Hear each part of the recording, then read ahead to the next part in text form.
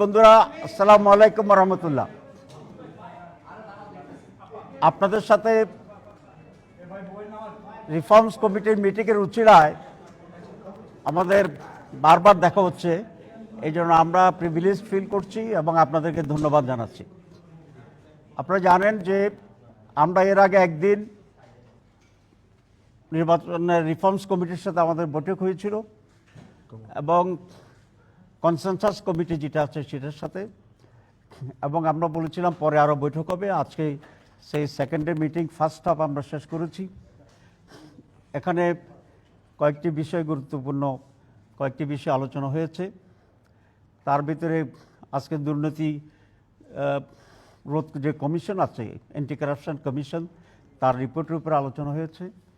আমরা মৌলিকভাবে একটা কথা বলেছি যে দুর্নীতি যে দমন কমিটি যেটা আছে বা আমাদের যে সংস্থা আছে, এটাই অনেক সময় দুর্নীতিগ্রস্ত এবং এটা সকল মানুষের কাছে অনেকটাই এইভাবে চিহ্নিত যে সেখানেই অনেক বেশি করাপশান। আমরা সেজন্য একটি দুর্নীতি দমন কমিশন এবং তার আওতাধীন একটা ওয়াচ ডগের মতো কাজ করবে একটা কাউন্সিল করার জন্য আমরা প্রস্তাব দিয়েছি। সেখানে একটা টাস্কফোর্স থাকবে এবং সেই টাস্কফোর্স দুর্নীতিগুলোর উপরে তদন্ত করবে এবং যারা দোষীটাকে চিহ্নিত করবে এবং এটার সাথে জড়িত যারা থেকে প্রাইমারি একটা পানিশমেন্টের আওতায় তারা আনতে পারবে। যেমন যদি চাকরিজীবী হয় তাহলে সাসপেন্ড করা, শোকজের আওতায় আনা ইত্যাদি। সুতরাং দুর্নীতি দমন কমিশনের উপরেই যেন একটি ওয়াচডগ দুর্নীতি দমন কাউন্সিল বা কমিশন থাকে, এটাই আজকে আমরা গুরুত্বপূর্ণ প্রস্তাব হিসেবে সেখানে দিয়েছি।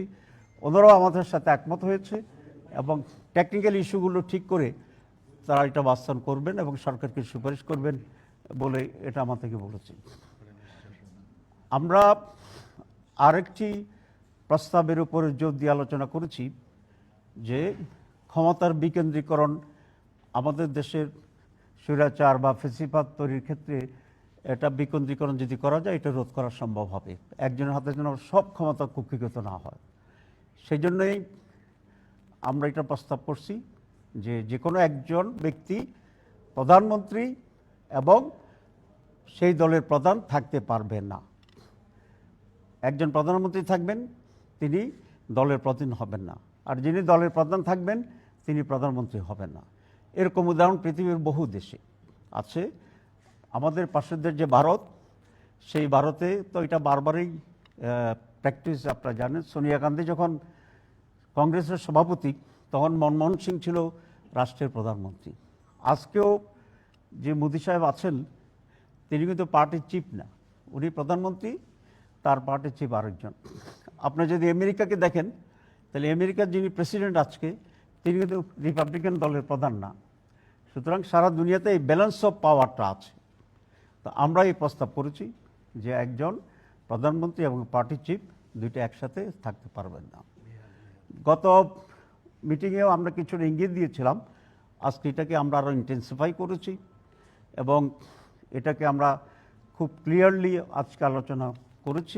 ওনারাও আমাদের সাথে একমত হয়েছে যে একজন ব্যক্তি দুইবারের বেশি প্রধানমন্ত্রী থাকতে পারবেন না, অর্থাৎ তিনি 10 বছরের বেশি কোনো ব্যক্তি প্রধানমন্ত্রীর পদে অধিষ্ঠিত হতে পারবেন না সমগ্র জীবনের ভিতরেই। উনি যদি আরও বেঁচে থাকেন, অনেক সময় থাকেন, আল্লাহ হায়াত দেখ, দেখে দোয়া করি কাল্পনিকভাবে যিনি এরকম হবেন আর কি, কিন্তু উনি দুইবারের বেশি আর প্রধানমন্ত্রী থাকতে পারবেন না। তাতে করে একটা ব্যালেন্স হবে যে এমন কিছু কাজ উনি করবেন না হয়তো যে কাজের জন্য উনি ঘৃণিত হবে এবং মানুষের কাছে প্রশ্নবোধক হবে। এই কয়েকটি বিষয় ছিল আজকে আমাদের, অনেক বিষয়ের প্রতি মৌলিক। আরও কিছু বিষয় আছে, আমরা আশা করি আপনারা কষ্ট করে আলোচনার শেষে থাকবেন, তখন আমরা পূর্ণ দিনের জন্যে একটি ব্রিফিং আপনাদেরকে দিতে চেষ্টা করব ইনশাআল্লাহ। ইলেকশন কমিশনের উপর ইলেকশন কমিশন অ্যাকাউন্টেবল করার জন্য জি, সেটাই ডিটেলিং করা হয় নাই ইন বিটুইন। এটা তো যেহেতু অ্যাডমিনিস্ট্রেটিভ ইস্যু, এটা তো অনেক ওয়ার্ক করে সেটাকে ফর্ম ঠিক করতে হবে। আমরা নির্বাচনের বিষয়ে আরেকটু আলোচনা করেছি যেটা খুবই গুরুত্বপূর্ণ। সেটা যে আপনারা জানেন যে গত 15 বছর বা তার আগেও নির্বাচন কমিশনের দায়িত্ব যেটা ছিল সুষ্ঠু নির্বাচন তারা করেনি বা করতে পারেনি। এর অন্যতম প্রধান কারণ হচ্ছে আমাদের বিদ্যমান আইনে নির্বাচন কমিশনারদের ত্রুটি বিচ্যুতি এবং তাদের ভুলভ্রান্তির জন্য খুব বেশি শাস্তির কোনো সিস্টেম আমাদের দেশে নেই।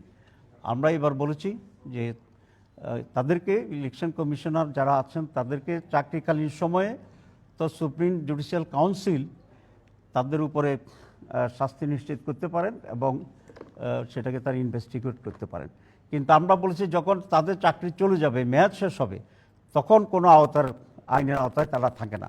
এবার আমরা প্রস্তাব করছি তাদের জন্য একটি আইনের সংশোধন করে জবাবদিহির আওতায় আনতে হবে এবং নির্বাচন কমিশন থেকে রিটায়ার করার পরেও তাদেরকে শাস্তির আওতায় আনতে হবে। এই জন্য প্রয়োজনীয় আইনের সংশোধন করা দরকার। তো these are very 3 important agenda আমরা ডিসকাস করেছি এবং ইলেকশন কমিশনও আমাদের রিফর্মস কমিশনও আমাদের সাথে একমত পোষণ করেছেন। আপনাকে সবাইকে ধন্যবাদ এবং বিকালের ব্রিফিংয়ের আমন্ত্রণ। আসসালামু আলাইকুম রহমতুল্লাহ। প্রশ্ন সব বিকালে করব। এনসিসি গঠন বিষয়ে আমরা নীতিগতভাবে একমত, কিন্তু যে ফরম্যাটটা দেওয়া হয়েছে সেখানে আমরা কিছু অ্যামেন্ডমেন্ট এনেছি। মূলত প্রধান বিচারপতি এবং রাষ্ট্রপ্রধানকে তারা প্রস্তাব করেছিল বোর্ডের ভিতরে। আমরা বলছি এটা আউট অফ বডি করতে হবে, তাদেরকে এখান থেকে বাইরে দূরে রাখতে হবে। কারণ কোনো ক্রাইসিস যদি হয় তাহলে সেটা সলিউশনের জন্য মানুষ যাবে কোথায়? Either head of the judiciary, supreme chief বিচারপতি অথবা president to face the crisis. এই জন্য এই দুটার নামকে ওই কমিটির ভিতরে কনস্টিটিউট করার ব্যাপারে আমরা আপত্তি করেছি। Thank you very much.